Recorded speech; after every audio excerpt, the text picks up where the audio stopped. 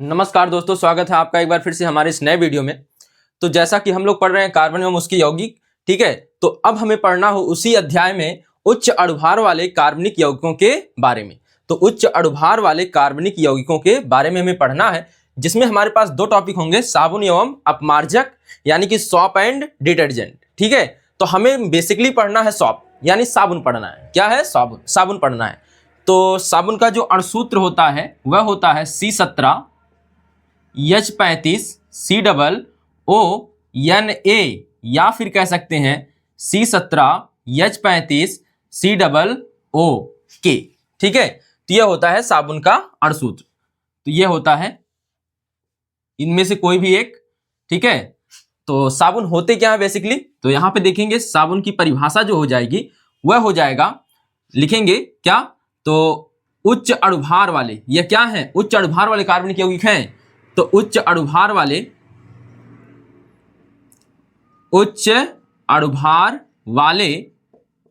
Monocarboxylic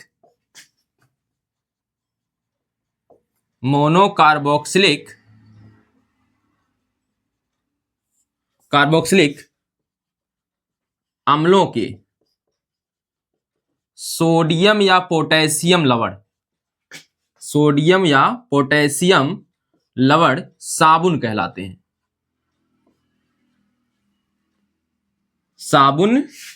हैं, ठीक है। और आगे देखिएगा अपमार्जक क्या होता है, तो उच्च अणुभार वाले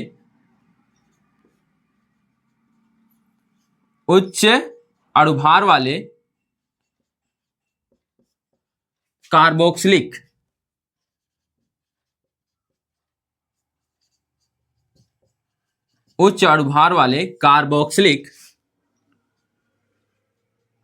अम्लों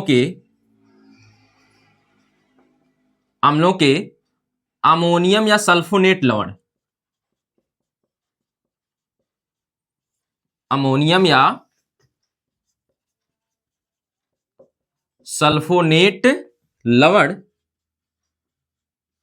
अपमार्जक कहलाते हैं,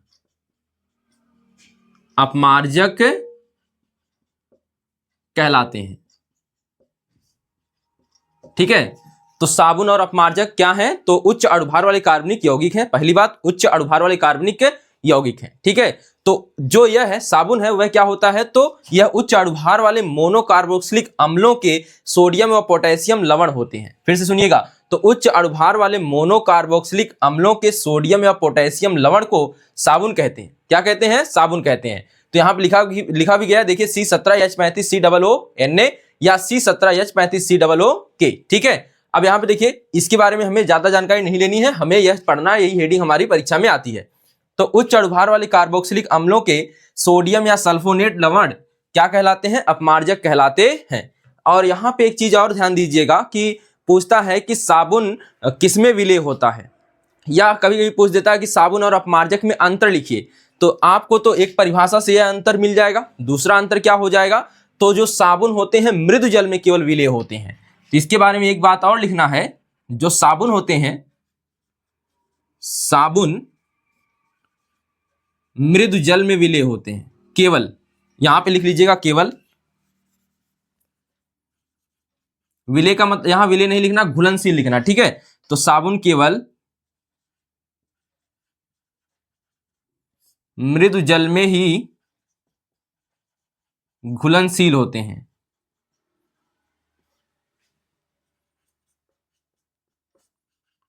ठीक है। अब यहां पे मृदु जल से मतलब क्या है, कठोर जल से मतलब क्या है, इसको भी लिख लेते हैं तब बताते हैं, देखिएगा। तो यहां पे लिखेंगे अपमार्जक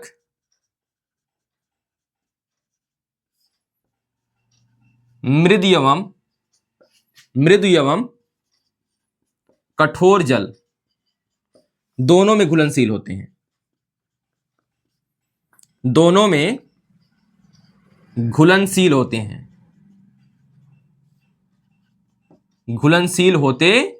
ठीक है।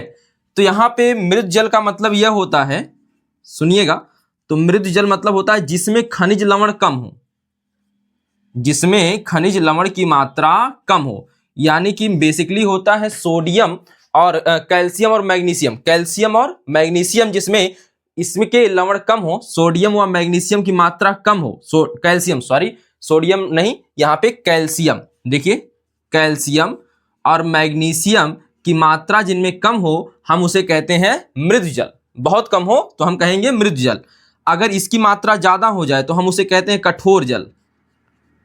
कठोर जल में खनिज लवण की मात्रा अधिक होती है, खनिज लवण की मात्रा अधिक होती है, यानी कि कैल्शियम और मैग्नीशियम की मात्रा क्या होती है, अधिक होती है। तो ऐसे हम यहाँ पे जान सकते हैं कि मृद जल कौन होता है और कठोर जल कौन होता है। ठीक है, तो यहाँ पे फिर से एक बार सुन लीजिएगा। तो साबुन और अपमार्जक हमें पढ़ना है जो कि उच्च अणुभार वाले कार्बनिक यौगिक हैं।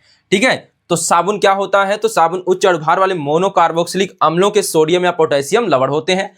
और अपमार्जक क्या होता है, तो उच्च अणुभार वाले कार्बोक्सिलिक अम्लों के अमोनियम या सल्फोनेट क्या होते हैं, सल्फोनेट लवण होते हैं। तो जो साबुन होता है वह केवल मृद जल में विलय होता है यानी घुलनशील होता है, और अपमार्जक जो होता है वह मृद और कठोर दोनों जल में घुलनशील होता है। मृद जल के बारे में क्या है, तो जिसमें खनिज लवण की मात्रा कम हो उसे मृद जल कहेंगे, जिसमें खनिज लवण की मात्रा ज्यादा हो उसे क्या कहेंगे, कठोर जल कहेंगे। ठीक है, तो इसे उतार लीजिए। तो हम बात करेंगे साबुनीकरण की, यानी साबुन के निर्माण की बात करेंगे। तो अब आइए बात करते हैं साबुनीकरण की। तो साबुनीकरण यानी कि साबुन का निर्माण।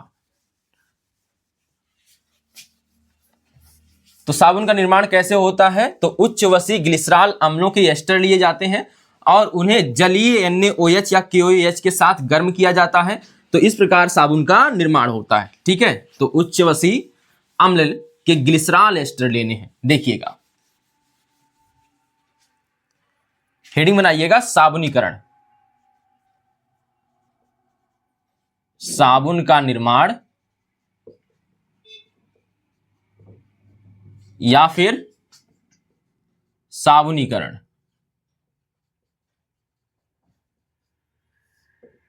साबुनीकरण, ठीक है। पहले प्रक्रिया समझ लीजिए साबुन के निर्माण की। तो उच्च वसी अम्लों के ग्लिसरॉल एस्टर लिए जाते हैं। तो उच्च वसी अम्लों की ग्लिसरॉल एस्टर से मतलब क्या है, देखिएगा यहाँ पे C17 H35 COO और ग्लिसरॉल जो होगा यहाँ पे देखिए ग्लिसरॉल एस्टर यह होता है, यहाँ पे यह ग्लिसरॉल एस्टर मैं बना रहा हूँ C17 H35 COO और यहाँ पे भी लग जाएगा C17 H35 COO। इसे कहते हैं ग्लिसरॉल एस्टर।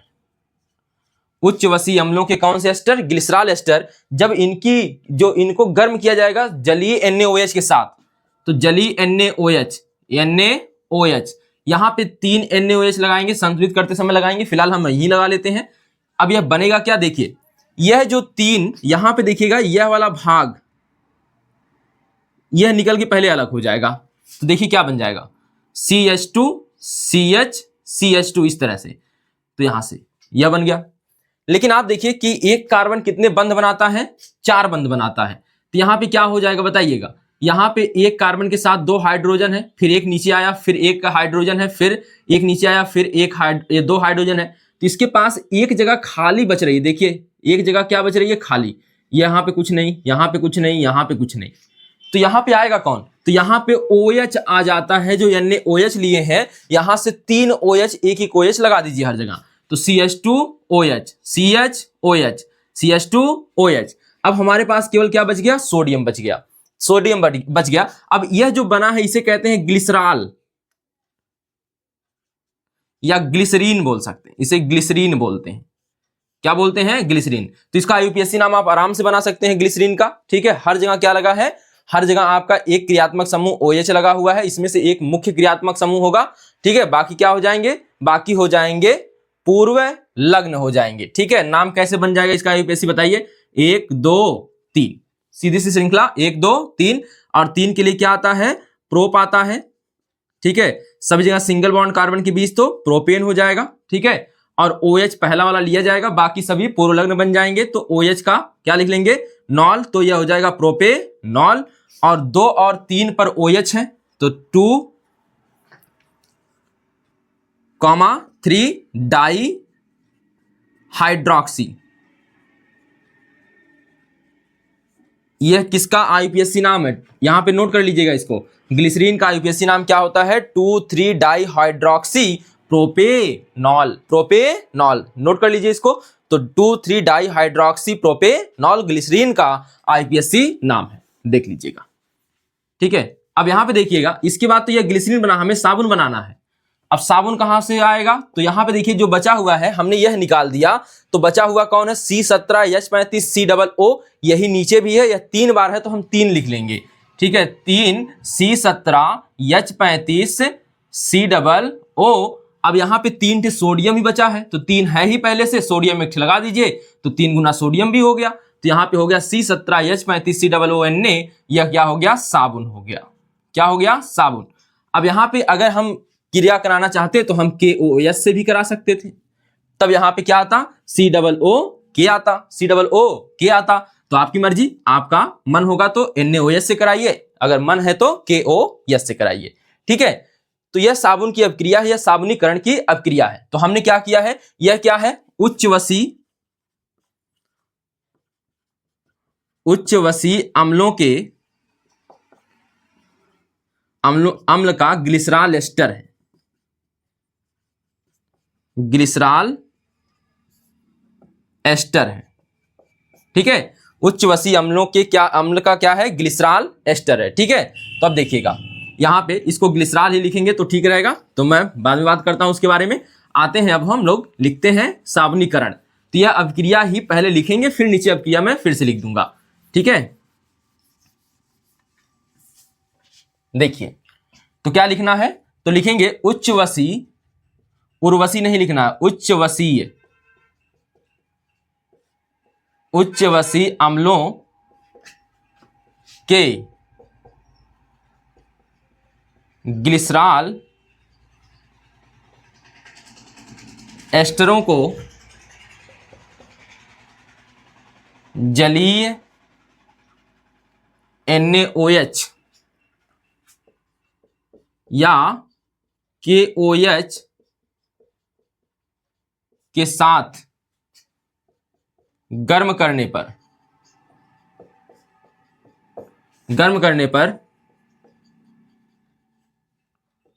साबुन का निर्माण होता है।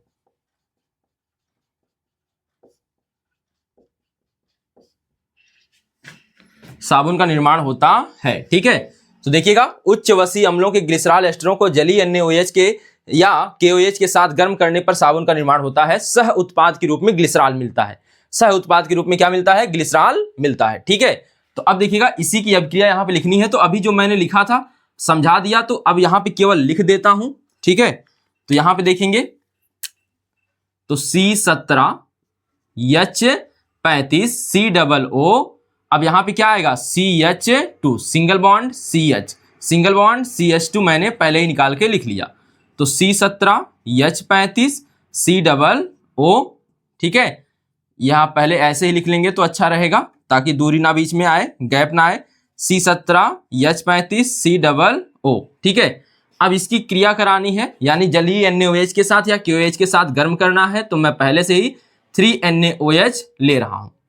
फिर क्या बना था बताइए, CH2, यह वाला हिस्सा पूरा का पूरा हटा लेंगे एक साथ, तो CH2 आसानी से देखिए यह याद हो जाएगा, तो यही अब क्रिया आप लोग ऐसे ही ध्यान में रखेंगे, CH2 CH single bond CH2। ठीक है, अब यहाँ पे हर जगह क्या लग गया था, OH, तो यहाँ OH लगा लिया, और जो बचा हुआ है 3C17H35 COO, तो यह क्या हो गया, साबुन हो गया। क्या हो गया, साबुन। ठीक है, तो यहां पे यह रही अभिक्रिया।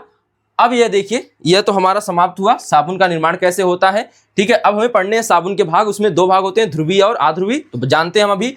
तो पहले यह आप लोग उतारेंगे, एक बार मैं फिर से बोल देता हूं, उच्चवसीय अम्लों के ग्लिसरॉल एस्टरों को जलीय NaOH के या KOH के साथ गर्म करने पर साबुन का निर्माण होता है। रासायनिक अभिक्रिया आपको दी गई है, तो इसको उतार लीजिए। तो अब आइए बात करते हैं साबुन की संरचना की। देखिएगा, तो साबुन की संरचना में मुख्यतः 2 भाग होते हैं, एक होता है अध्रुवीय भाग, एक होता है ध्रुवीय भाग।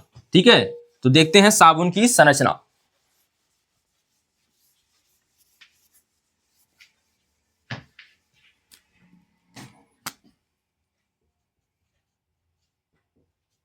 साबुन की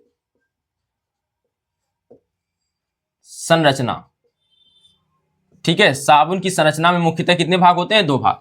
तो पहले समझिए साबुन का जो अणुसूत्र अभी मिला है वह क्या मिला है? C17H35 COO Na।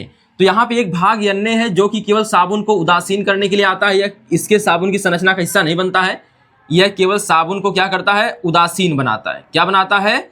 उदासीन बनाता है। तो उदासीन करने के लिए सोडियम जो परमाणु है वह आता है, बाकी इसका एक भाग यह हो जाता है, एक भाग यह हो जाता है। तो यह वाला भाग कहलाता है कौन सा? यह कहलाता है आध्रुवीय भाग, यह कहलाता है आध्रुवीय भाग, और यह कहलाता है ध्रुवीय भाग। ठीक है, तो आपको मिल जाएगा पहला जो यहाँ C17H35 है, यह मिल जाएगा, इसे क्या कहेंगे? आध्रुवीय भाग। और जो यहाँ पे है COO निगेटिव बनेगा, COO निगेटिव बनेगा। अगर हम इसे हटा दें यहाँ से तो यह बन जाता है COO निगेटिव। ठीक है, तो यहाँ पे अगर हम देखें, अच्छा एक चीज और बात कर ले यहीं पे, तो C17 जो है H35 COO Na, इसमें 2 आयन आप देख सकते हैं। यह C17H35 COO निगेटिव होता है और Na क्या होता है? प्लस। यह केवल उदासीन करता है। तो इसके जो भाग होते हैं इसी को कहते हैं साबुन की संरचना।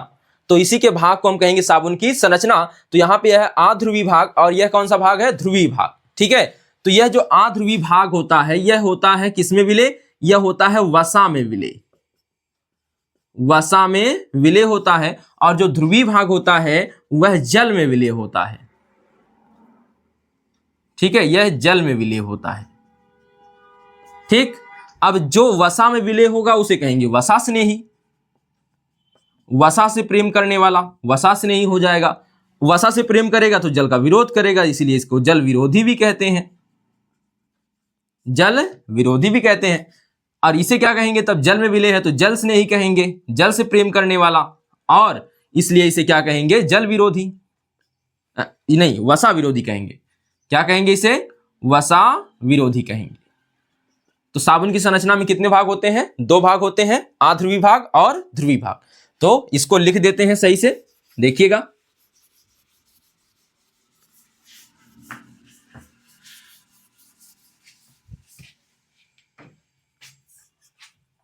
साबुन की संरचना, तो सबसे पहले आध्रुवीय भाग,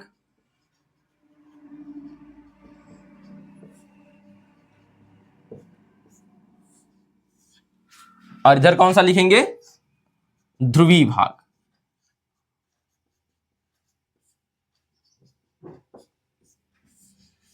ठीक है, ध्रुवीय भाग और आध्रुवीय भाग। ठीक है, ध्यान दीजिएगा। तो इसके बारे में क्या लिखेंगे? तो लिखेंगे सबसे पहला पॉइंट हो जाएगा, यह जल में विलय होता है, यह वसा में विलय होता है, जल में नहीं, यह वसा में, आध्रुवीय के बारे में, यह वसा में विलय होता है। ठीक है, यह वसा में विलय होता है, इसलिए इसका नाम दूसरा क्या है? इसका दूसरा नाम, इसलिए हम कहेंगे आध्रुवीय को क्या कहते हैं? तो आप लिख सकते हैं आध्रुवीय भाग को वसा स्नेही या फिर जल विरोधी भी कहते हैं। क्या कहते हैं? वसा स्नेही या जल विरोधी भी कहते हैं। ठीक है, इसके बाद इधर देखिएगा, यह किस में विलय होगा? जल में विलय होगा, जल में विलय होते हैं, जल में विलय होता है, लिख दीजिएगा जैसे उधर लिखे हैं, जल में विलय होता है। इसका अन्य नाम क्या हो जाएगा? ध्रुवीय भाग का, ध्रुवीय भाग को और क्या कहते हैं? तो इसे कहते हैं जल स्नेही, या फिर क्या कहते हैं? वसा विरोधी कहते हैं, वसा विरोधी कहते हैं। ठीक है, अब यहां देखिएगा, इसके बाद यहां संरचना वाला हम हिस्सा बना देते हैं। तो C17H35 COO निगेटिव। ठीक है, इसे कहते हैं कौन सा हिस्सा? इसे कहते हैं आध्रुवीय, और इसे क्या कहते हैं? ध्रुवीय।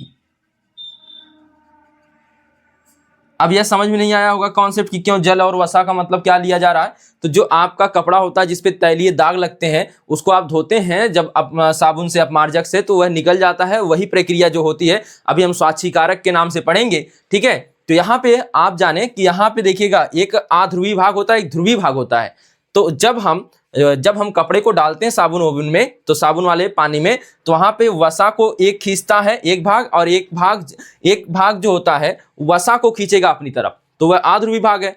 और एक भाग रहता है वसा में जल को, देखिए एक होता है जल में खींचता है, एक जल की तरफ खींचता है, एक वसा की तरफ खींचता है, ठीक है। एक जल की तरफ खींचता है, एक भाग किसकी तरफ खींचता है, वसा की तरफ। कपड़े में लगा है वसा यानी तैलीय पदार्थ है, ठीक है। तो यह वाला भाग कपड़े की तरफ खींचेगा, कपड़े के दाग की तरफ खींचेगा, और यह ध्रुवी भाग पानी की तरफ खींचेगा। तो होती है टक्कर दोनों में। जब आप पानी में से कपड़ा निकालते हैं तो ध्रुवी भाग बाहुबली होकर खींच लेता है इसको भी अपने साथ, तो आपका दाग धब्बा जो होता है वह पानी में ही रह जाता है और कपड़ा साफ हो जाता है, ठीक है। तो अब इसके बारे में हम जानेंगे अभी। तो उसकी हेडिंग है साबुन की स्वाच्छीकारक क्रिया, ठीक है। तो सबसे पहले इसको उतार लीजिए, फिर हम आगे बढ़े। तो आइए अब बात करते हैं साबुन की स्वाच्छीकारक क्रिया के बारे में, ठीक है, जो सफाई करने की क्रिया है उसके बारे में, ठीक है। तो अगली हेडिंग बनेगी आपकी साबुन की स्वाच्छीकारक क्रिया। स्वाच्छीकारक क्रिया, तो देखिएगा आप हेडिंग बनाएंगे, थोड़ा सा प्लेस लेना पड़ेगा। साबुन की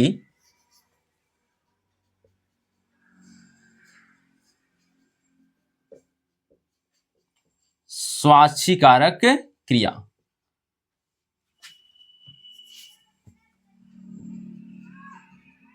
या आप मिसल की संरचना आ जाए तो भी यहां से यही उठा के लिखेंगे, ठीक है। तो अभी बताते हैं मिसल की संरचना कैसे में निर्माण होगा। तो सबसे पहले आइए एक साधारण से हम रूप में समझते हैं। जो साबुन का सूत्र होता है, जो साबुन का अणुसूत्र होता है वह क्या होता है। साबुन का जो अणुसूत्र होता है वह क्या होता है, C17 H35 COO। इसमें कितने भाग होते हैं, दो, एक होता है धनावेशित, एक होता है ऋणावेशित। C17 H35 जो होता है वह है ऋणावेशित होता है, ठीक है, यह हो गया ऋणावेशित।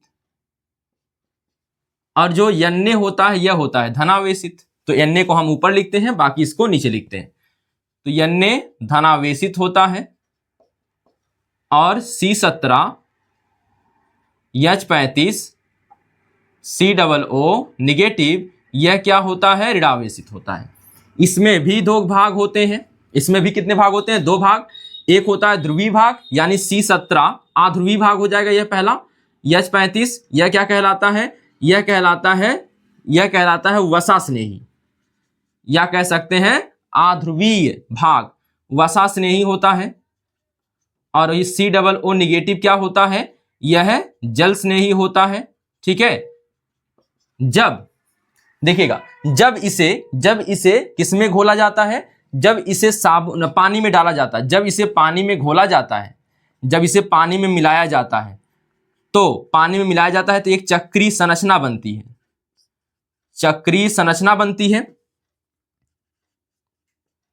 जिसे हम क्या कहते हैं, मिसल कहते हैं। मिसल पाव नहीं कहते हैं, मिसल कहते हैं, ठीक है। तो क्या कहते हैं, मिसल कहते हैं। अब जब इसमें कपड़े को डाला जाता है, अच्छा इस मिसल की संरचना में भी जो यह भाग होता है ना, इसे आप कह सकते हैं यह पूंछ होता है, और यह तब क्या हो जाएगा, यह सिरा होता है, ठीक है। तो मिसल की संरचना में जो होता है, जो COO नेगेटिव है यह बाहर की ओर होता है, और वह वसा स्नेही जो होता है यानी कि C17 H35 यह अंदर की ओर होता है। तो यहां पर यह संरचना इस प्रकार से बनती है, इस प्रकार से,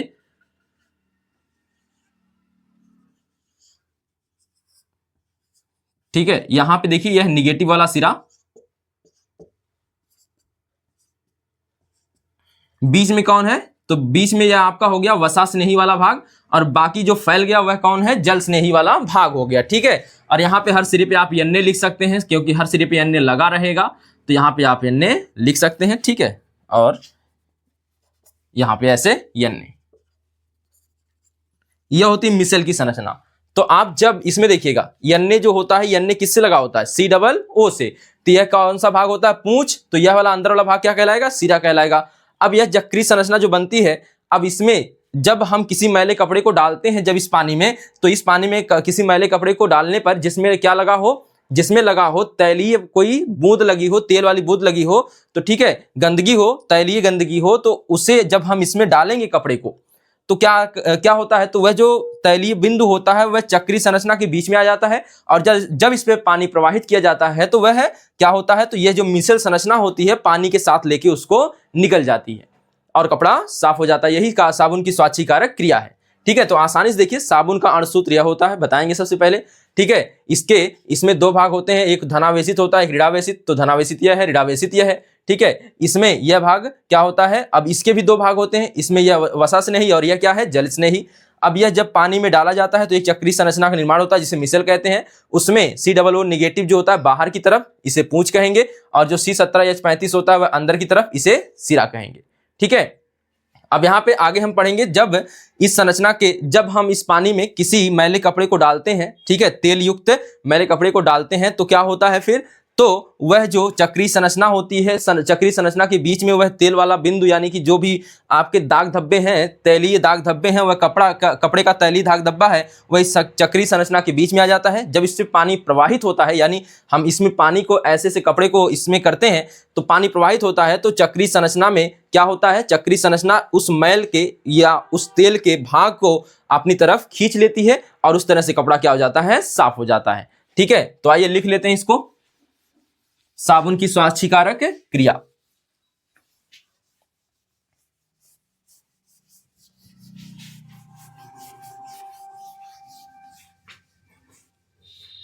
देखिएगा, तो क्या लिखेंगे साबुन का अणुसूत्र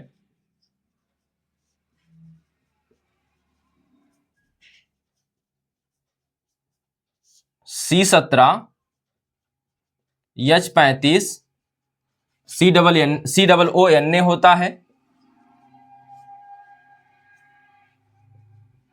इसमें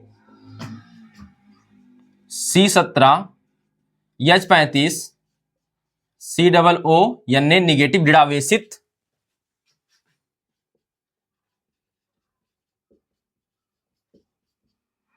जबकि सोडियम प्लस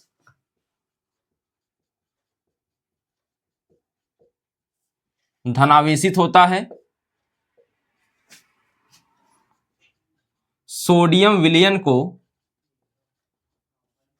को केवल उदासीन बनाता है,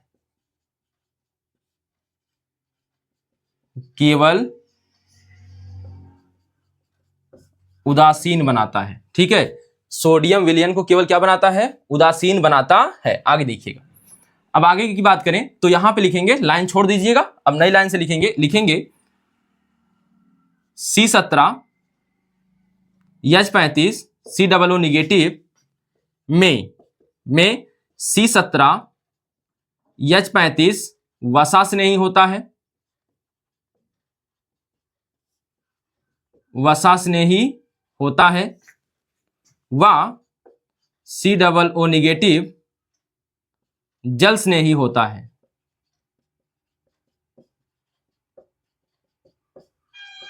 जल से नहीं होता है। जब, अब लिखिएगा आगे, जब जल में साबुन को घोला जाता है तो एक चक्रीय संरचना का निर्माण होता है।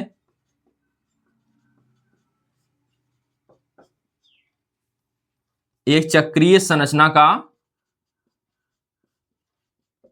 निर्माण होता है जिसमें कौन सा, C17H35 अंदर की ओर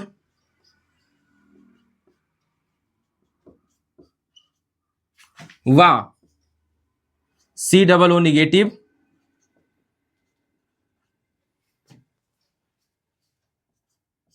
बाहर की ओर होते हैं।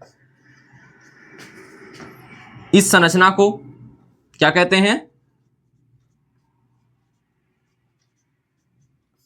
इस संरचना को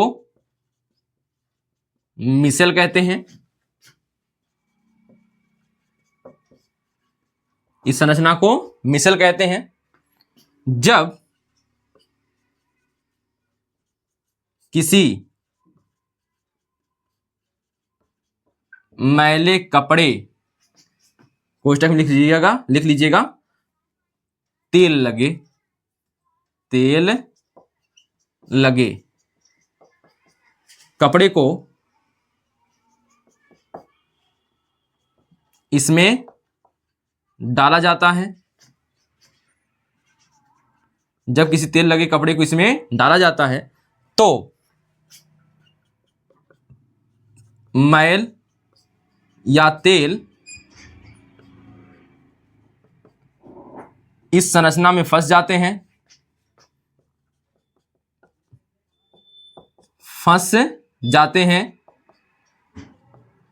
व जब इन पर पानी प्रवाहित किया जाता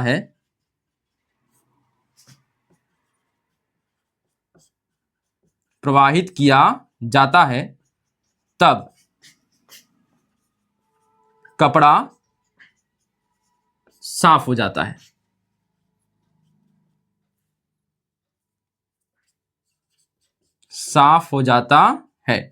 यही साबुन की स्वाच्छीकारक क्रिया है। लिख लीजिएगा, यही साबुन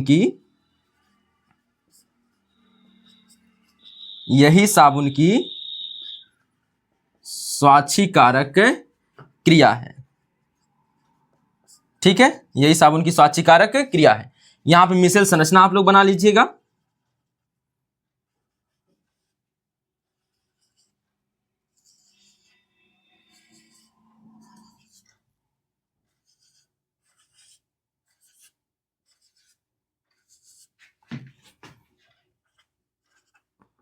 तो यह रही मिसेल संरचना। नीचे आप लोग लिख लीजिएगा मिसेल संरचना। ठीक है, यहां पे यन्ने, बीच में क्या है, मैल,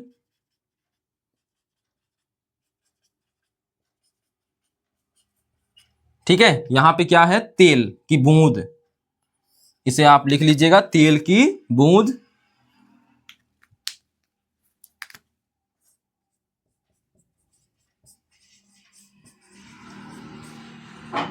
तेल की बूंद। ठीक है, तो आप इसे नोट कर लीजिए पहले। तो आप इसे नोट कर लिए होंगे। देखिए, आसान सी भाषा में मैंने लिख दिया है साबुन की स्वाच्छीकारक क्रिया को। ठीक है, तो यह पूछा भी जाता है। ठीक, यह 4 नंबर के लिए अति आवश्यक क्वेश्चन बन जाता है आपके लिए। ठीक है, तो इसको अच्छे से तैयार कर लीजिएगा। अभी हमारे पास इस चैप्टर में एक हेडिंग और बची हुई है, नाम है ईंधन, और हम कुछ टिप्पणियां जानेंगे। ठीक है, तो मिलते हैं फिर अगले वीडियो में। धन्यवाद।